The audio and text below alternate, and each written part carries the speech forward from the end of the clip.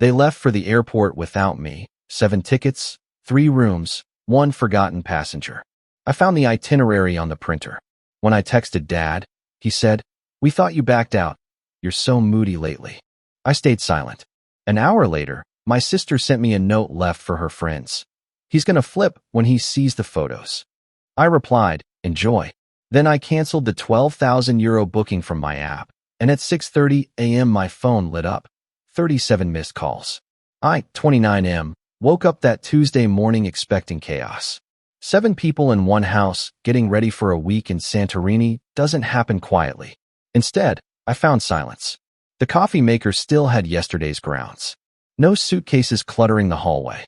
No one arguing over bathroom time. Just the hum of the printer spitting out boarding passes in the office downstairs. That's when I saw it. 7 tickets. 3 room confirmations. My name nowhere to be found. My stomach dropped as I read through the itinerary I'd booked 6 months ago. The family trip I'd saved for. The celebration for Dad's retirement that I'd organized down to the restaurant reservations. Everything was there except me. I grabbed my phone and fired off a text to Dad. "Where are you guys?" His response came 30 minutes later. "We thought you backed out. You're so moody lately." Moody? Right. Because asking them to contribute to groceries when they'd been staying at my place for 2 weeks made me moody. Because suggesting we split the trip costs instead of me covering everything made me difficult. I stared at that message for a long time. Then I typed back, "Enjoy the trip." An hour passed. I was halfway through my morning coffee when my phone buzzed with a message from my sister. She'd sent me a photo of a handwritten note, clearly meant for her friends. "He's gonna flip when he sees the photos. Can't wait to post everything.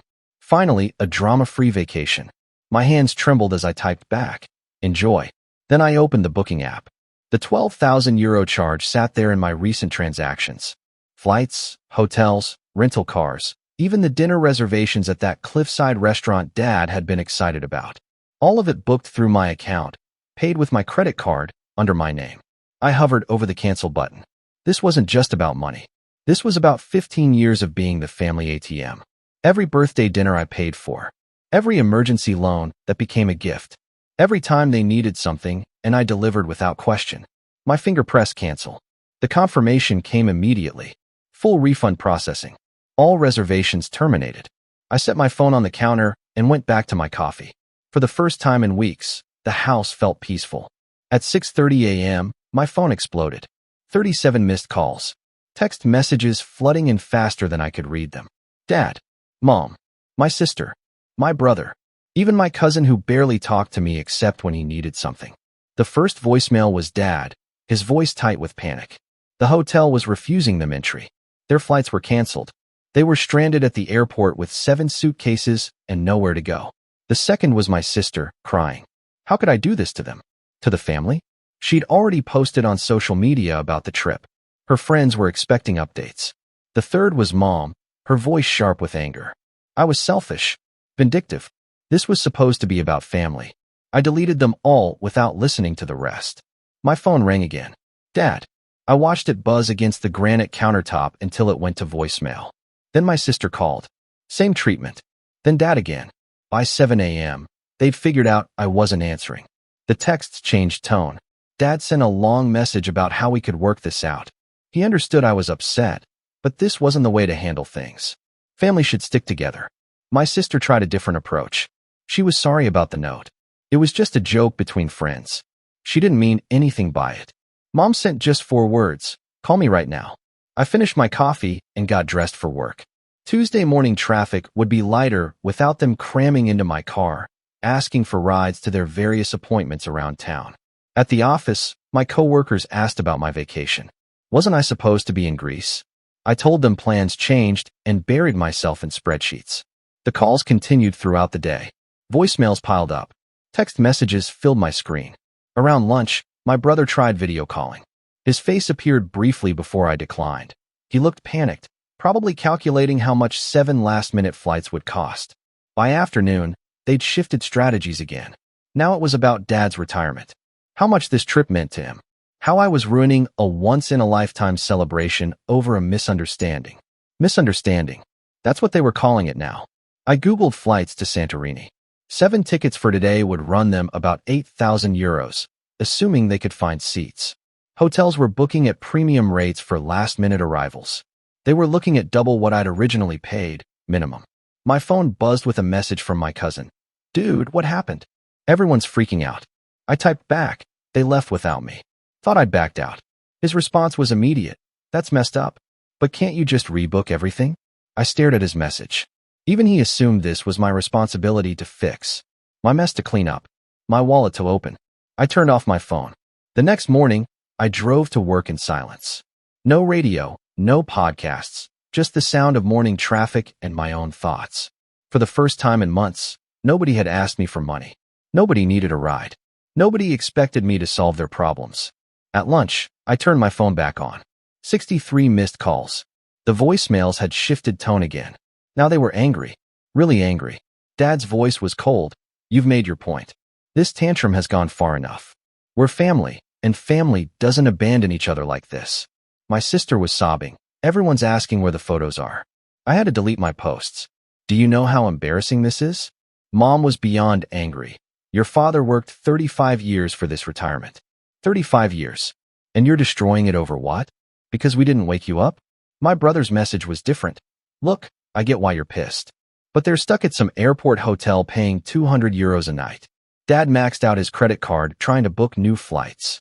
Can we just fix this?" I saved that last one and deleted the rest. That evening, I sat in my empty house and really looked around. The guest rooms where they'd been staying were still a mess. Towels on the floor, toiletries scattered across the bathroom counter, someone's dirty clothes in the hamper. They'd left for a vacation and couldn't even clean up after themselves. I spent the evening doing something I hadn't done in years. I cooked dinner for one person. I watched a movie I actually wanted to see. I went to bed at a reasonable hour without anyone asking for favors or money or rides. My phone stayed off. Update 1. Thursday morning brought a new development. My doorbell rang at 7 a.m. Through the window, I saw Dad's car in my driveway. He looked exhausted. 3 days of sleeping in airport hotels and scrambling for flights had aged him. When I opened the door, he didn't wait for an invitation. He walked straight into my kitchen and sat down at the table. Dad started talking immediately. They'd managed to get flights, but not together. Mom and my sister were on a connection through Amsterdam. He and my brother were flying direct, but not until Friday. They'd lost 2 days of the vacation already, and the hotel situation was a nightmare. He wanted to know what it would take to make this right. I made coffee and sat across from him. For the first time in our conversation, I didn't automatically offer to fix everything. Dad kept talking. He acknowledged that maybe they should have confirmed I was coming. Maybe they should have checked with me before leaving. But this response was disproportionate. Nuclear. I asked him if they'd ever actually planned to include me, or if I was just the bank account. His face changed. The question hit something he didn't want to examine. Dad insisted that wasn't fair. I was family. Of course they wanted me there. But I had been distant lately, and when I didn't show up that morning, they assumed I'd changed my mind. I reminded him about the grocery money, about asking them to contribute to utilities while they stayed in my house, about suggesting we split vacation costs instead of me funding everything. Dad got defensive. He said those requests had felt transactional, like I was keeping score in a family relationship. I asked him who paid for dinner last Sunday, and the Sunday before that, and every Sunday for the past 6 months. He couldn't answer. Dad tried a different approach. He talked about family loyalty, about how we'd always been there for each other, about how money shouldn't come between us. I asked him when he'd last been there for me. Not financially, actually been there. The silence stretched between us. Finally, Dad suggested we could work out a payment plan. They'd pay me back for the trip costs over time. We could rebook everything, maybe for next month. I told him the money wasn't the point anymore. His face reddened.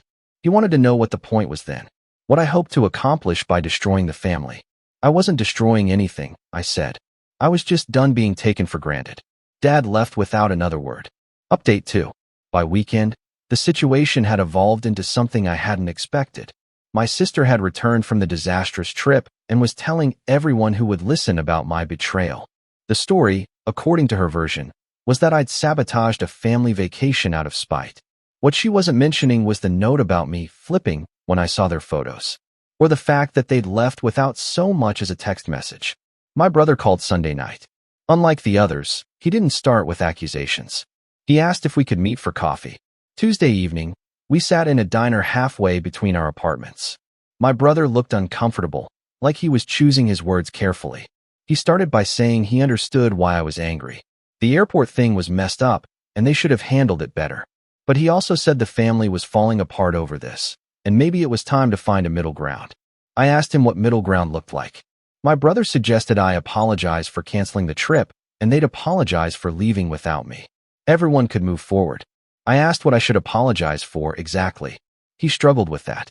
Eventually, he said I should apologize for the way I'd handled my anger, for not trying to work things out first. I reminded him that I'd texted Dad asking where everyone was. Dad's response was that I was too moody lately, and they assumed I'd backed out. My brother said Dad was just trying to save face. Everyone was embarrassed about the mix-up. Mix-up? Now it was a mix-up. I asked my brother if he thought it was a mix-up when my sister wrote that note about me flipping over their photos. If it was a mix-up when they booked 7 tickets and somehow missed that I wasn't on the manifest. He didn't have an answer for that either. My brother tried one more approach. He said regardless of who was right or wrong, I was the only one with the power to fix this. I had the money, the booking accounts, the ability to make everything okay again. I asked him why it was always my job to fix things. The question seemed to surprise him. He said it wasn't always my job, but in this case, I was the only one who could do it. I asked him to name one time in the past 5 years when someone else had fixed a family problem.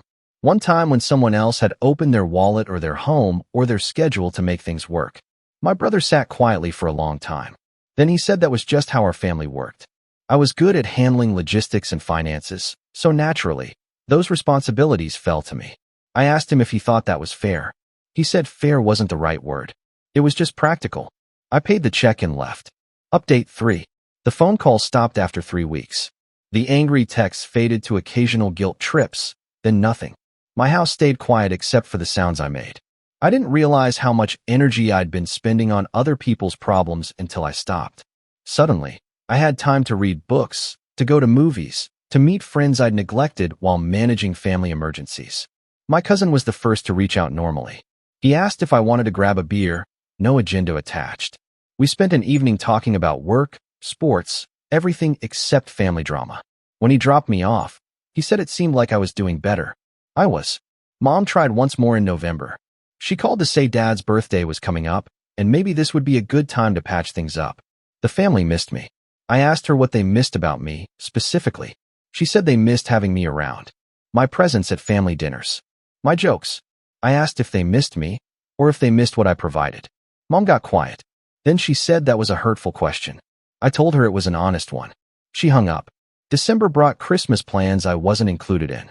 I found out through social media that they'd gathered at my sister's apartment. 7 people crammed into a 1-bedroom space because apparently that was better than admitting they'd made a mistake. The photos looked cramped and awkward. Nobody looked particularly happy. I spent Christmas with friends who'd invited me to their family dinner.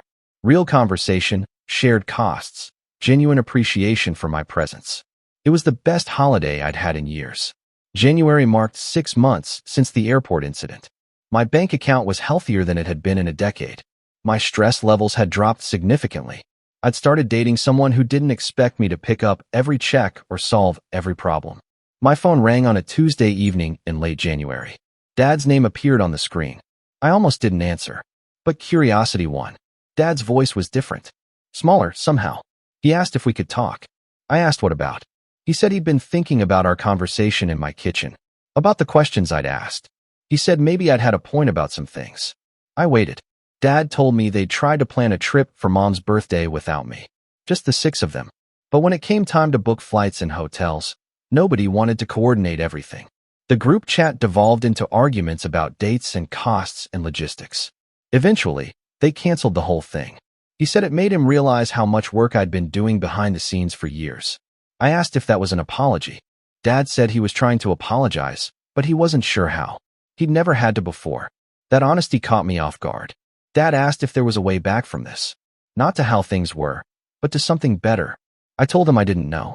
But if there was, it would have to start with everyone acknowledging that what happened wasn't a misunderstanding or a mix-up. They deliberately excluded me and then tried to make it my fault. Dad was quiet for a long time. Then he said that was fair. It wasn't forgiveness, and it wasn't reconciliation. But it was the first real conversation we'd had in 20 years. I told him I'd think about it. After I hung up, I sat in my quiet house and realized something had shifted. The anger that had carried me through 6 months was gone. In its place was something calmer but more permanent, the knowledge that I didn't need them the way I'd thought I did. Whether we found a way back to being family again, I'd be fine either way. And that, more than any revenge, felt like victory.